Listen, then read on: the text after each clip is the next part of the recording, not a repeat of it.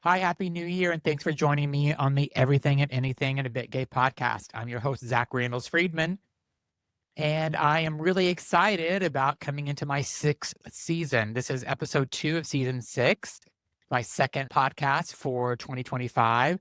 And I have a really exciting season coming up that I'm so looking forward to sharing with you all. This season, I have a numerologist that's going to be on my show. I have a woman that is going to take me through past life regression and tell me who I was in a past life. So she hypnotizes me. That would be a two-part episode, one where I'm getting hypnotized and the other one where her and I are talking about it. I also had the opportunity to interview someone that was so happy and fortunate to interview. His name is Slam, and you would probably know him from Madonna's Truth or Dare documentary. And he was also in the Blonde Ambition World Tour with Madonna. And he was on with the famous MTV VMAs Vogue performance that Madonna did. He was so amazingly nice and charming and still good looking. And I'm looking forward to you hearing that and many other episodes. I just finished coming back from Iceland, where me and my husband spent the new year. And I wanted to talk a little bit about that, talk about how LGBTQ plus friendly it is, and just talk about the whole entire trip. Iceland has been on our list to travel to for a very long time, for several years. And it's only a less than 5-hour flight from Boston, where we live. Coming back was about about almost 5.5 hours coming back.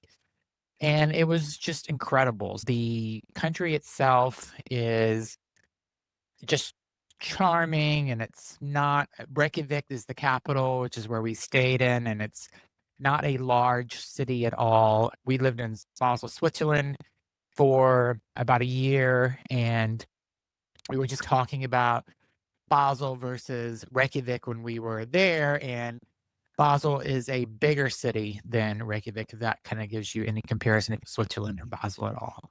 We started off our trip. We went and flew in on a Thursday evening on December 27th. And when we landed, they had some really high, strong winds that were gusting. It snowed that day, and our trip started at the airport, where we decided to take a taxi. And we did a lot of kind of research about getting from the airport to Reykjavik, because it's about a 45, 50-minute drive from the airport to Reykjavik, to where our hotel was at. And we wanted to see the best way. First off, you should know there is no Uber in Iceland. They don't allow them. It's either a taxi or a bus that you take from the airport. We chose the taxi, which probably wasn't the smartest thing to do, but we got out of the airport. We didn't arrange for a bus ticket ahead of time. So we decided we're just going to go for it and get in a taxi. We got in a taxi. The taxi from Reykjavik to our hotel in central Reykjavik was about 175 US dollars. Plus, we gave him a 20% tip, and he deserved every penny of that 20% tip. I'll also say, though, that Iceland, they do not actually require you to tip or expect you to tip, because we, as Americans, are used to tipping, and we went and tipped a lot throughout our stay, and you tip in cash most of the time. The taxi did take a credit card and had an option to give a tip, but when you go to a restaurant, most of them do not even give you an option. I don't think there was any that gave us an option to add a tip. So it's always good to have a little bit of their local currency, which is called Kronos, with you. I only took 300 US dollars worth of Kronos, which was about 31,000 Kronos for $300. And it lasted for the whole 6 days that we were there, just giving tips out as we thought they deserved it. But when we left the airport, again, there was really high gusty winds. The reason why I bring that up is because the taxi driver, I was looking from the back seat through the windshield, and I'm like, "Can you see?" Because it was like a blizzard outside. Even though it wasn't a blizzard, it was just the wind blowing the snow that came down earlier that day. And it was like almost like whiteout conditions, I think. I would not have been able to drive in that. We actually had a guy sitting next to us on the flight who was going out of the country to Europe for the very first time. He just got his passport, just went to Europe, on a solo trip he decided to go, and he was a 25-year-old guy, and he's renting a car. I thought about him the entire time we were there because he was from Boston, so I'm sure he's a little used to driving in snow, but this was just, like, unbelievable. It was really crazy how much snow was blowing around. There were times you were relying on the car in front of you, seeing their red lights in the back and looking at their brake lights to know when you had to stop. The wind was just so strong and blowing the snow around. I asked the taxi driver if this was normal, and he said it's normal at end of January and February, but for that time of year during December, early January, this wasn't the norm. But he got us to our hotel safely. We were pretty tired after the flight. We ended up wanting to get some dinner. I guess it was probably like 9:30, 10 o'clock by the time we got to the hotel. And unfortunately, our hotel did not have room service, which I was surprised about. But they did have a restaurant, and they just didn't offer room service, and the restaurant closed at 10.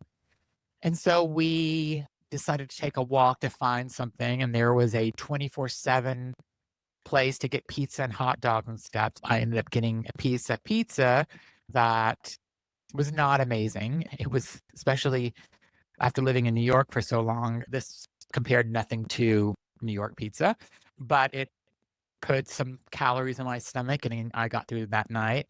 And Andrew ended up getting a doner, which is lamb and a wrap. And he used to get those when we lived in Basel, and it's a European thing. But I don't care for donors myself. But he got it and ate half of it, and he was fine.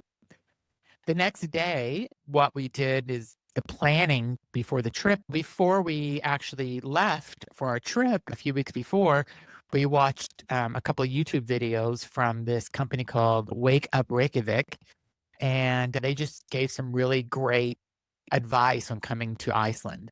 They also offer tours, and one of the advice that they had was on your first day, you should take this restaurant food tasting tour. You can either do it for lunch or for dinner. We ended up doing it for lunch. So we booked it through this company. We had an amazing tour guide, and there were 13 of us total that were in the tour group. She took us around to 5 different restaurants, and her name was Caritas. She was from Iceland. She was really just amazing about talking about the food and the culture and the history. And it was a great way to see Reykjavik in the first day by just going to these different 5 restaurants. And our first stop on the restaurant was probably the most bizarre to me. Knew the types of food that Reykjavik had based on reading stuff on social media and online and watching videos. And I said to myself, I'm not going to try some of this food. But I was in the moment. In the first restaurant, they had fermented shark. There is a Greenland shark that is usually between 200 to 500 years old. It's huge. It's a huge shark, and they're not cute at all. And they're off of Greenland. And the fishermen that go get fish, sometimes these big sharks get caught in the net. And they don't necessarily go look for them or hunt them, but if they get caught in the net, they keep them. And then they bring them back to Iceland, and they do the whole fermenting process.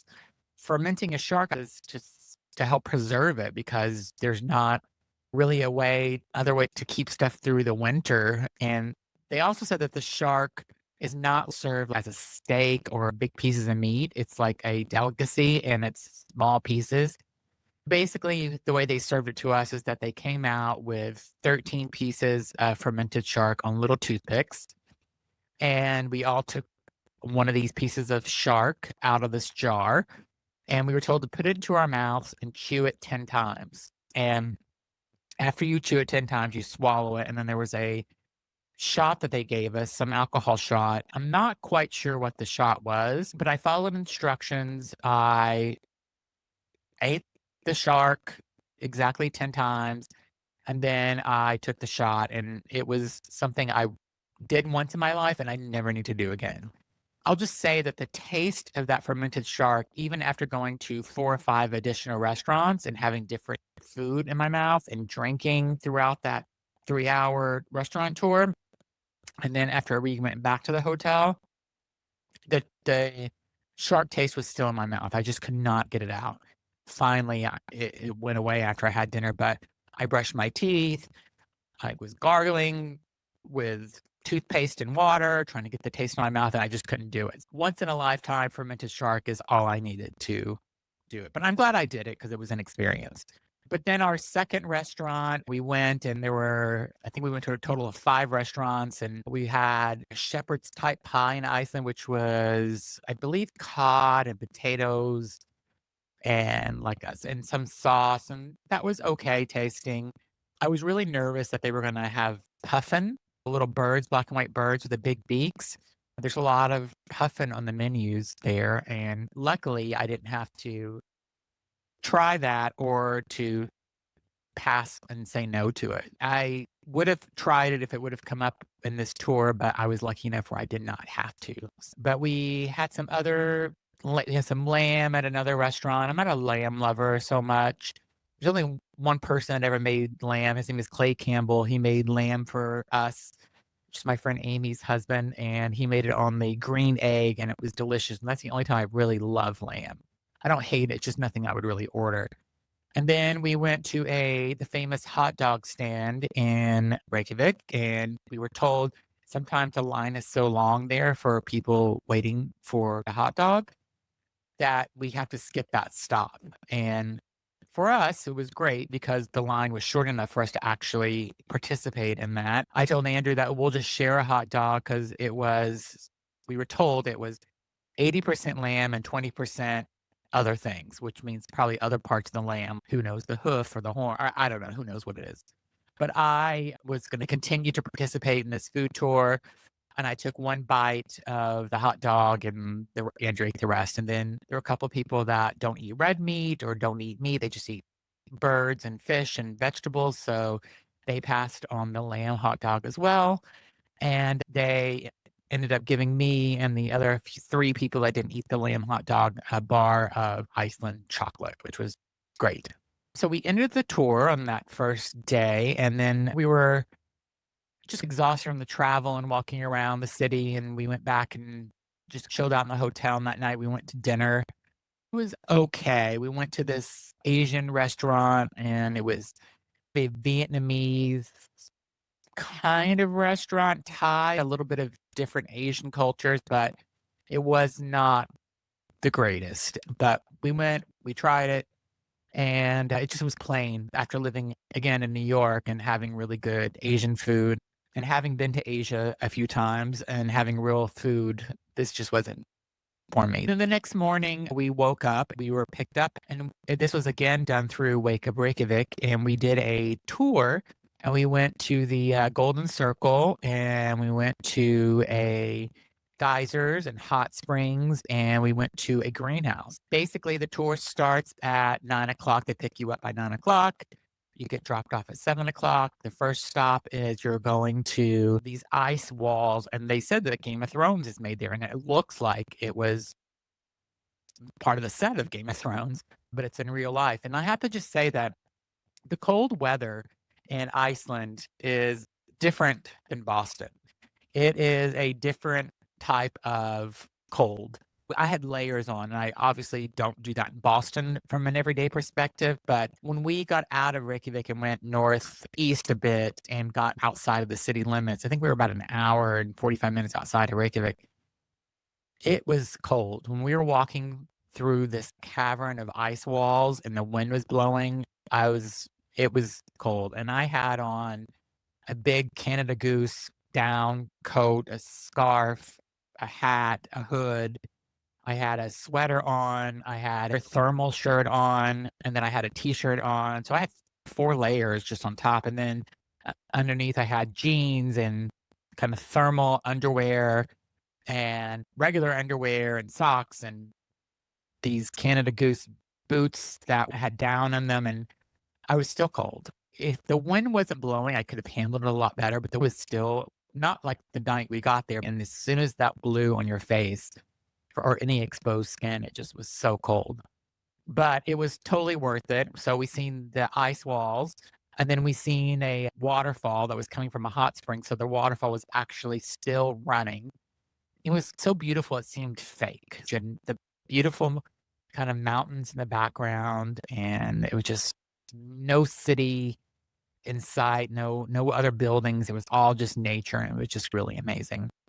After we finished that, we went to go see geysers, and the geysers are active, but they're nothing like we went to Yellowstone a couple of summers ago, and it's nothing like Yellowstone, where the geysers really go off like every couple of minutes and really shoot up 10, 20 feet or whatever. There was one geyser that was pretty active. I think it goes off every 4 minutes, and it probably shoot up maybe 8 feet, 6 to 8 feet.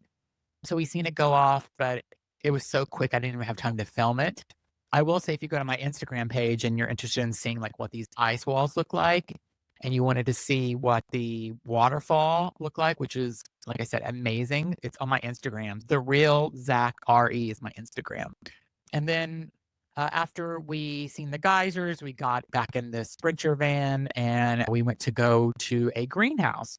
If you think about how the food is grown in a place like Iceland, where there's only really 3 months out of the year where it's not cold, you have to use greenhouses.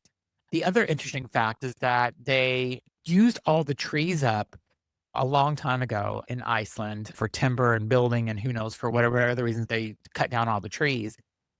The first woman president, I think it's a president or prime minister, I'm not sure which one, but this woman, I don't know, 10 or 15 years ago, decided that she was going to start a program where they were going to start planting trees.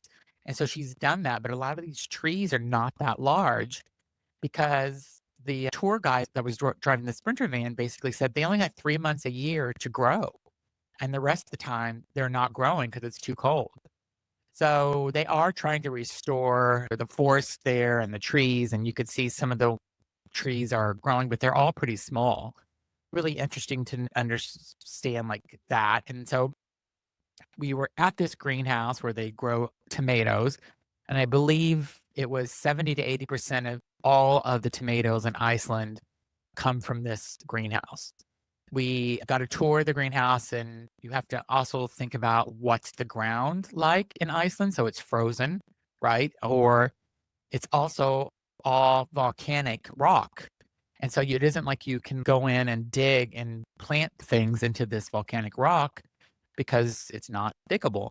You have to think about how they're growing these tomatoes, where it's an advanced way of doing it, where it's not necessarily in the ground, but they are using this greenhouse to grow all of their vegetables. This particular one was for tomatoes, and they had a restaurant in the greenhouse, and we actually had lunch there.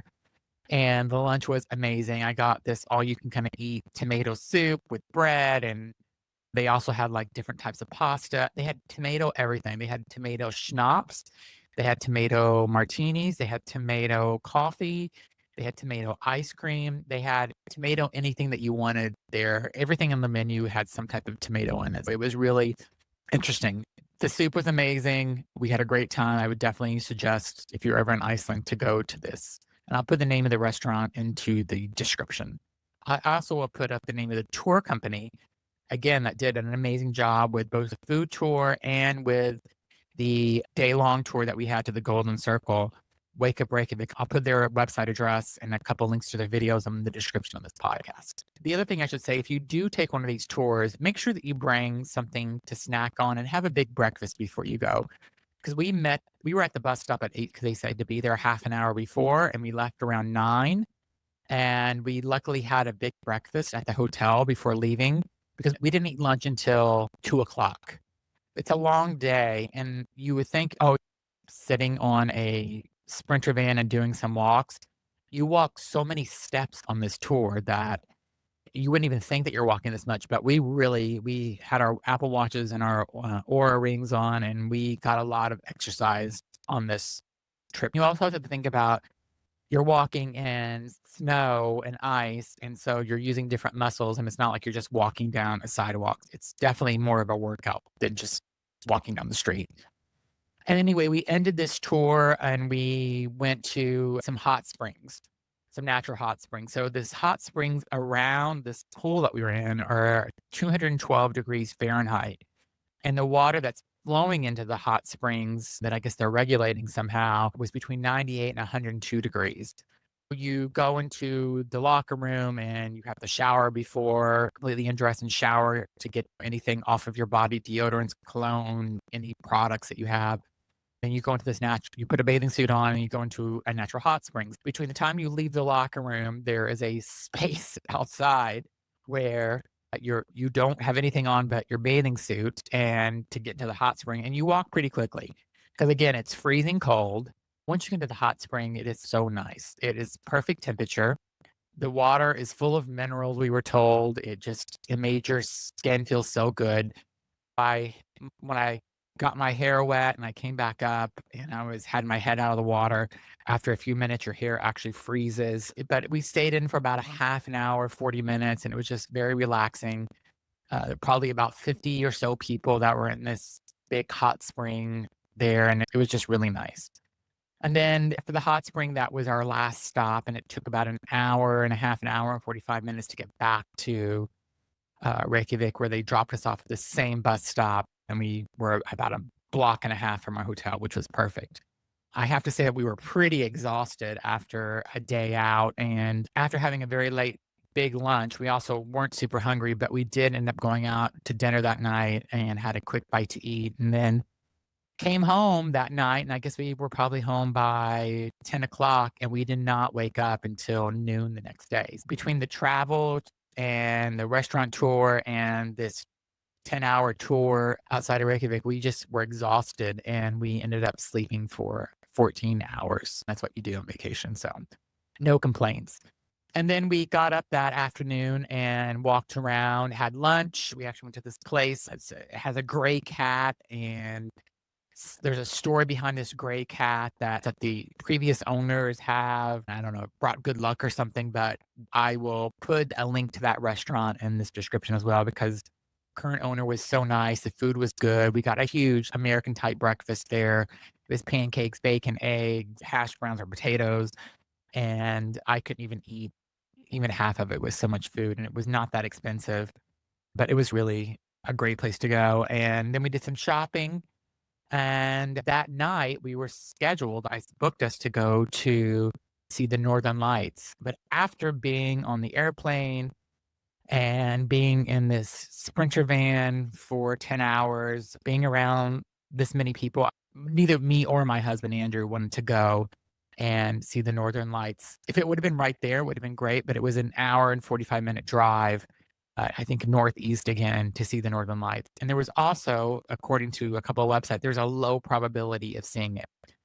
The good thing about the tour, though, is if you book it and the Northern Lights are not seen, you get to go again at the next available date.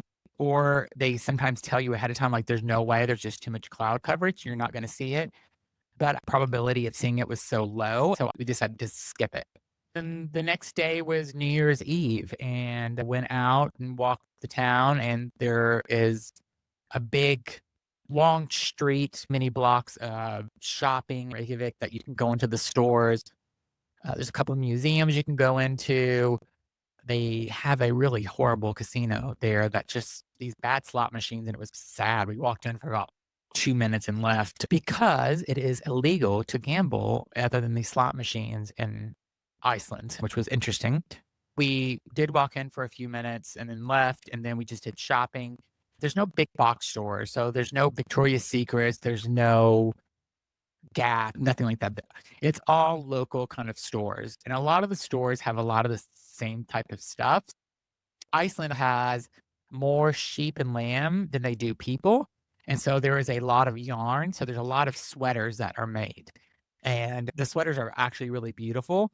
We went to a lot of these stores, and there's a couple of sweaters that we found that we wanted to buy, but I overpacked, and I'll talk about that before the end of the podcast, but I had no room in my suitcase, basically, to buy anything. We went and had a great time just shopping and looking in the local stores. If you're looking for a puffy jacket or anything warm in winter, Reykjavik is the place to go because there's so much puffy jackets and vests and warm clothes that you can buy there, beautiful sweaters. We did that and came back that night and had dinner. For our New Year's dinner, Wake Up Reykjavik helped us find the restaurant, and it was called Food Cellar. Food Cellar had a 4-course meal, and it was mostly good. I do like seafood, I like meat and vegetables, but I don't like salmon, and I don't like fishy fish. This was a 4-course meal. The first course was cod, and it was in a hollandaise sauce, and it was good. It had some asparagus in it and cashews. I could have done without all the hollandaise sauce, but it was still a tasty dish. Then the second course came, and it was Arctic char, which is almost like a salmon fish, and I was willing to give it a try, but Andrew, my husband, took a bite of it, and he's like, "You're not gonna like it." So I didn't even go there. He basically ate my portion as well because he liked it. And the third course was a steak, a beef steak, a potato type of au gratin, and a duck confit egg roll, and that was good.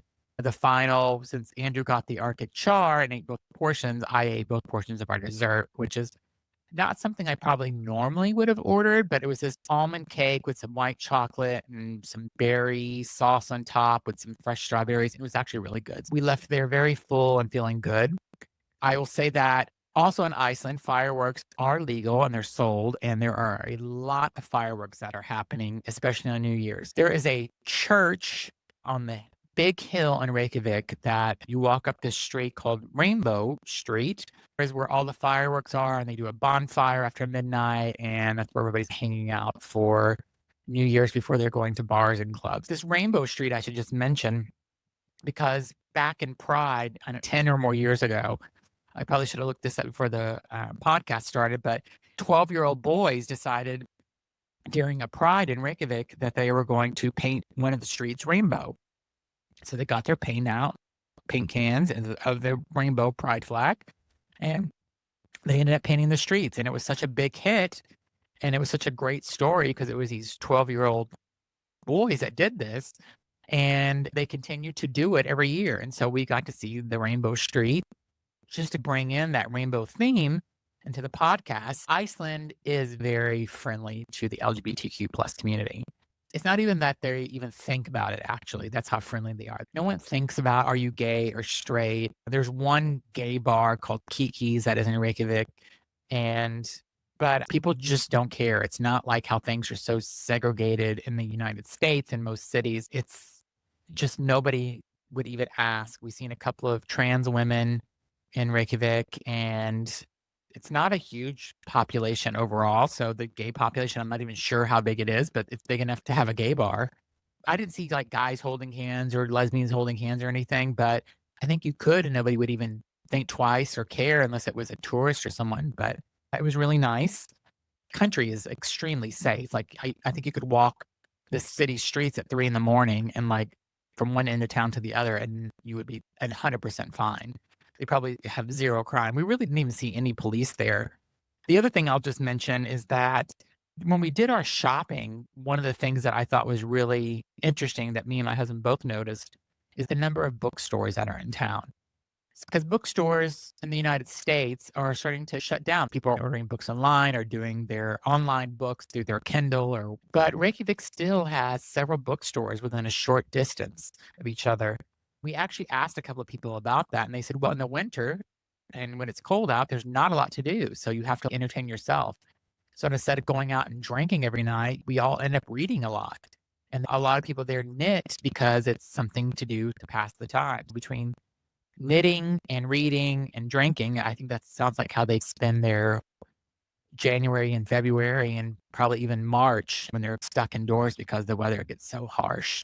And the next day for New Year's Day, we slept in a bit and surprisingly did not have hangovers, which is not common for us, but it's becoming more common as we get older.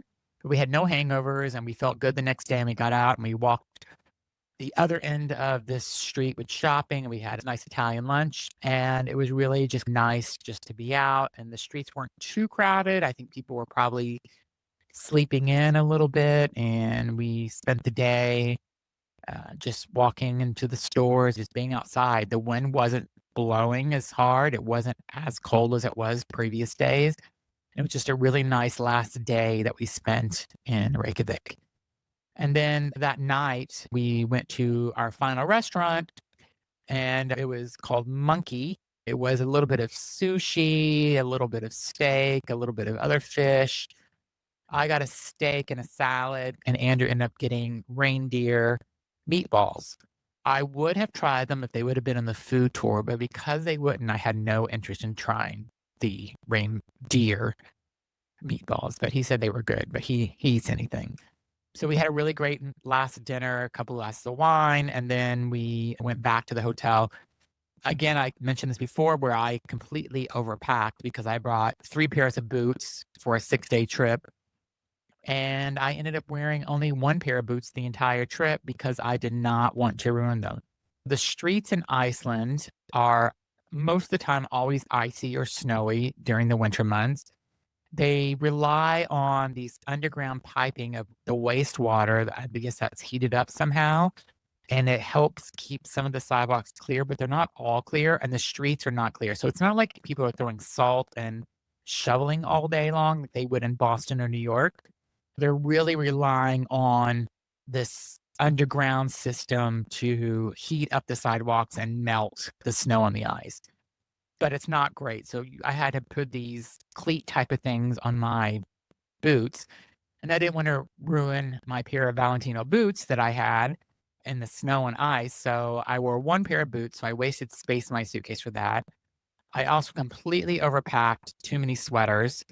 I thought I was going to be more dressed up. I wore the same sweater in the daytime and to dinner because it just didn't matter. You're so bundled up and you just want to stay warm. And so winter's always tough to pack for whenever you travel, but I completely overpacked. I brought 2 coats. I literally wore one of the coats once, and the other coat I wore the entire time. The only reason I wore the other coat on New Year's Eve just because I'm like, I carried this coat the entire trip, and I feel like I had to use it at least once. You only need 1 coat. You only need 1 pair of boots. You don't need to overpack like I did. Take my advice and don't overpack. I think the cleats are really important for your boots just so you're not gonna slip and fall. Because the first day I went out, I did not have them on, and I could have easily probably wiped out, killed myself. But overall, I would say I give Reykjavik a A. I think it was a great place to go. I'm so happy that I experienced it. I will not probably go back in the wintertime. I will go back to Reykjavik in the future. I was told the end of June is the best time to go. That is the time that we will go, not this year, but maybe next year, the following year. The country is beautiful. People are so friendly. It's a amazing country. There's lots of interesting people there. There was lots of people from all over the world there, and I'm really pleased and happy that we got to go there. Again, if you're LGBTQ plus community, it is a very friendly, open country. You can go there, feel totally safe. Nobody cares that you're LGBTQ plus. They just want you to be a good person. So thank you so much for listening to my podcast. Be sure to subscribe to my podcast. Also, I have my news podcast, if you did not know. It's called Listen Up Girl. It's on Spotify, Apple, Amazon Music, iHeartRadio, Pandora. It's on all of the podcast platforms. So be sure to subscribe to that. That comes out every Monday morning, and it's 10 minutes or less of LGBTQ plus news.